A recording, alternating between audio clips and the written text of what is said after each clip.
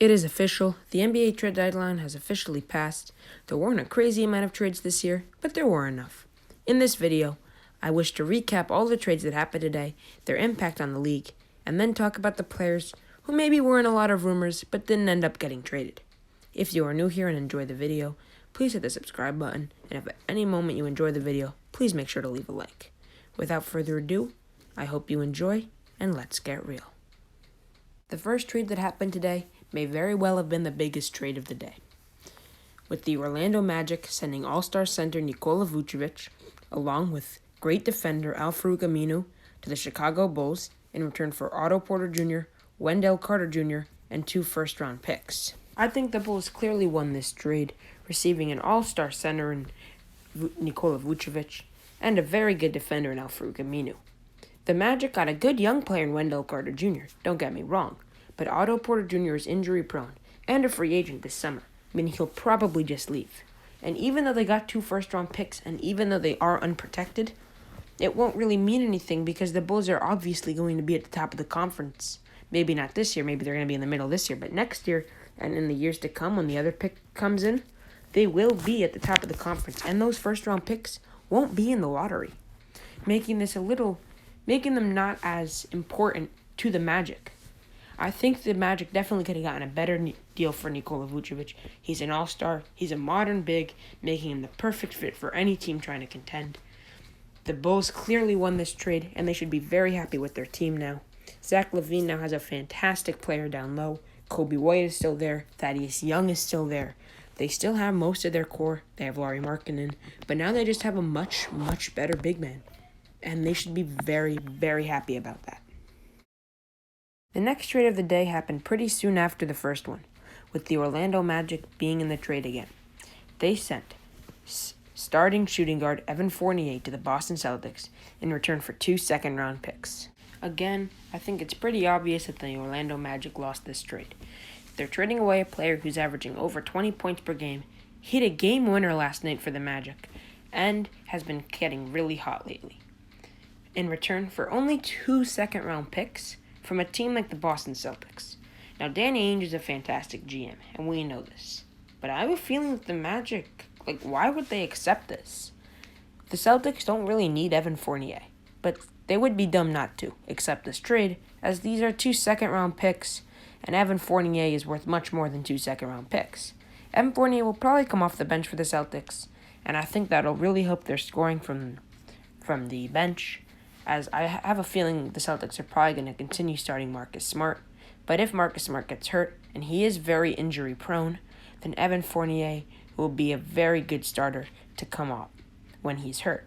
For the Magic, the 2 second-round picks, the only plus side for them is in a couple of years, the NBA is going to start letting high school players come right out of high school and not have to go to college, which means that for some of those years it might be a double class. But even when the high school players were allowed to do that before, most people still went to high school, still went to college. I think the Orlando Magic are 100% tanking, but they could have gotten much more out of both Fournier and Vucevic. I'm pretty sure all NBA fans knew that Aaron Gordon was going to be traded today, especially considering the fact that he requested a trade publicly from the Orlando Magic just a couple of days ago, and today he got his wish. The Orlando Magic traded Aaron Gordon to the Denver Nuggets in return for Gary Harris, R.J. Hampton, and a first-round pick. I think that this was a pretty good trade for both teams here. The Denver Nuggets are obviously looking to try to contend, especially with LeBron and AD out of the equation for the moment. We don't know when AD will be back, and if LeBron will be back to full form when he is healthy. So that would mean that they might not be in contention for a title this year, making the West wide open for a team like the Nuggets to pop right in. The Nuggets now have a pretty good big three of MVP candidate Nikola Jokic, Jamal Murray, and now Aaron Gordon. The Orlando Magic, I think, also came out pretty good from this trade, despite their other 2 trades being a disaster. They got a good young player in R.J. Hampton, a solid role player in Gary Harris, and a first-round pick. And I think that's pretty clear to what Aaron Gordon's worth is. Aaron Gordon is an inconsistent player who can be very good at times, but he can also shoot the ball pretty badly and go on a spree where for 2 straight weeks he just forgets how to play basketball. So I think that this was a pretty even trade. Aaron Gordon, many people were calling him a Walmart prime Paul Millsap, who is on the Nuggets, and sadly, this will probably mean that his career is coming to an end. In one of the smallest trades of the day, the Chicago Bulls traded away Chandler Hutchinson and Daniel Gafford in return for Troy Brown Jr. and Mortis Wagner.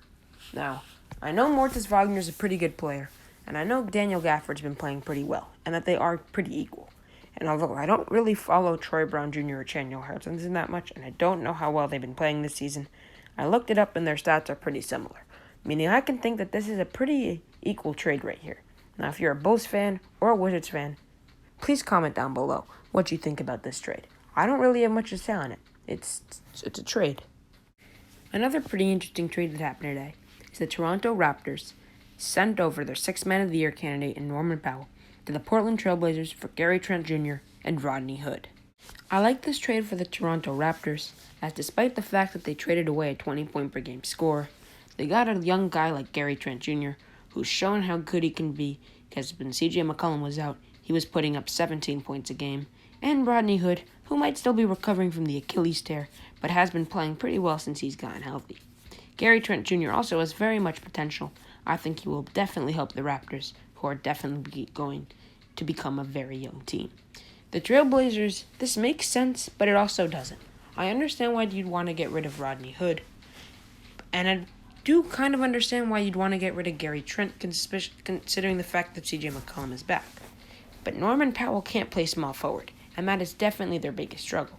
He might be a 20-point-per-game scorer, but he's 6'3", and Gary Trent Jr. is 6'5", which is why I would think that you would probably want to keep Gary Trent Jr. and not Norman Powell. So you have a player who can play at the small forward position. And Norman Powell, he just isn't that guy. He might be able to score the ball well. He might be a better player than Gary Trent, but he's not. He won't fit into Portland's system, which is why I think the Raptors won this trade. In the only 3-team trade of the night, which included the Philadelphia 76ers, the Oklahoma City Thunder, and the New York Knicks, the 76ers received George Hill from the Thunder received Austin Rivers from the Knicks, and Tony Bradley from the 76ers, plus 2 second-round picks, and the Knicks received Terrence Ferguson from the Thunder. Now, none of these players are really phenomenal players, and they are all role players. But I do like this trade for a number of reasons. The 76ers receive a good backup point guard. There were many rumors about Kyle Lowry, but I'll get to him later. The Thunder received more picks, which means they now have 34 picks over the next 7 years, which is utterly insane.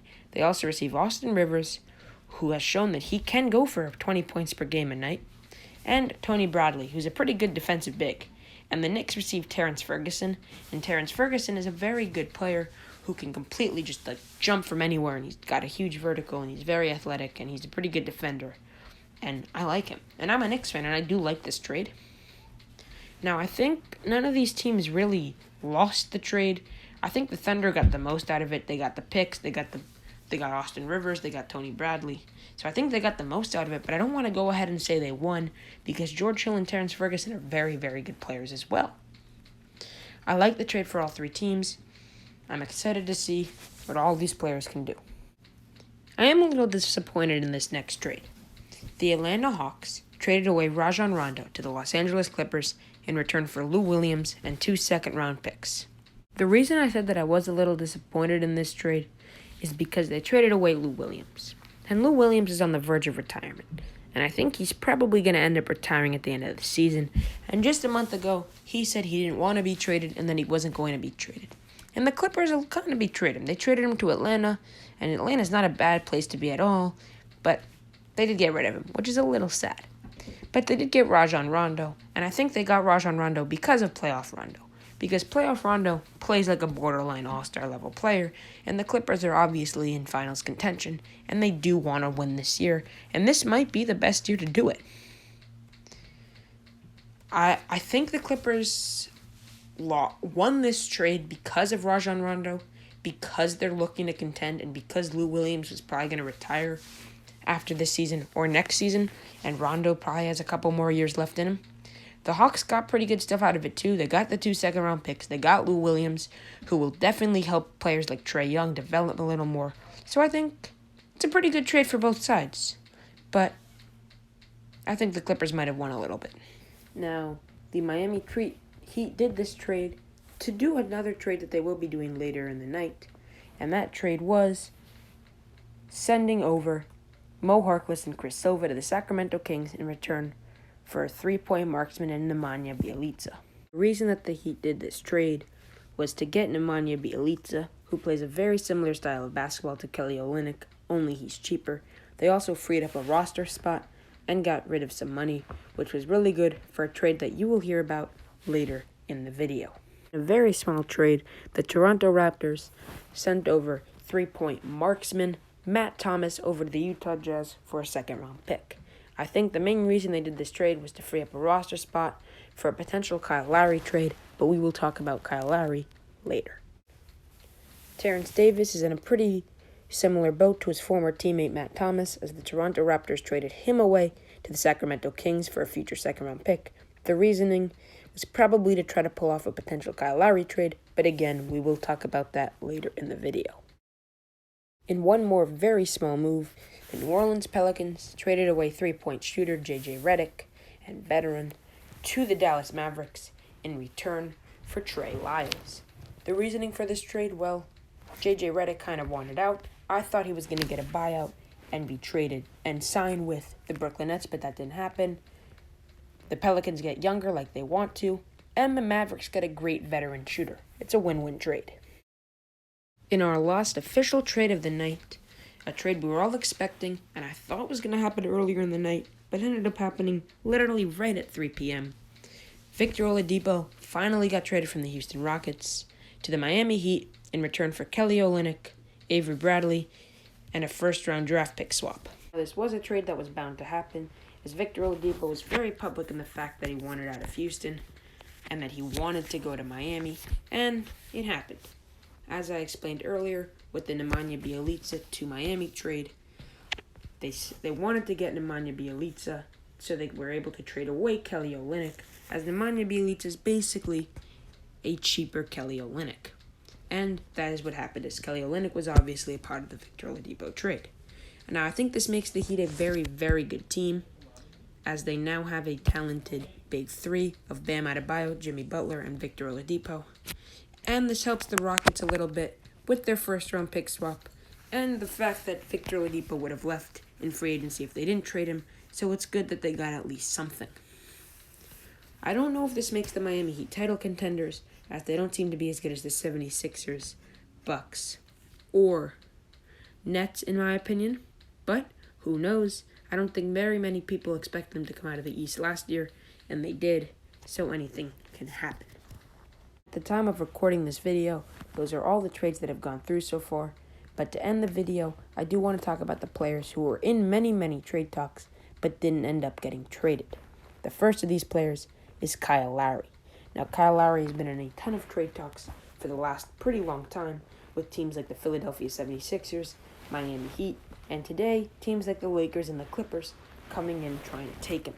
And although there were reports of many trade offers from both the Lakers, Sixers, and Heat, the Raptors decided not to trade him, which I thought was a little peculiar. And the reason I thought this was because they did 2 trades earlier with the Terrence Davis and Matt Thomas trade, which seemed as if they only did those trades to make it easier to trade Kyle Lowry, but they ended up not trading Kyle Lowry, and he will stay as a Raptor for the rest of the season and make his decision on where he wants to go come free agency this summer. Another NBA player who I thought was going to get traded was Lonzo Ball. I was very certain that he was going to go to either the Knicks or the Bulls, but that didn't end up happening, which I think is a little sad because I think he would have been a perfect piece for both of those teams.